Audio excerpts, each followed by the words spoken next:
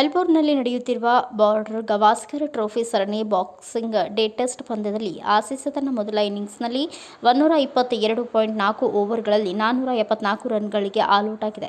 316 ರನ್ನೊಂದಿಗೆ ಎರಡನೇ ದಿನದ ಆಟ ಆರಂಭಿಸಿದ ಆಸ್ಟ್ರೇಲಿಯಾ ಸ್ಟೀವನ್ ಸ್ಮಿತ್ ಅವರ ಆಕರ್ಷಕ ಶತಕದ ನೆರವಿನೊಂದಿಗೆ 470 ಗಡಿ ದಾಟಿತ್ತು.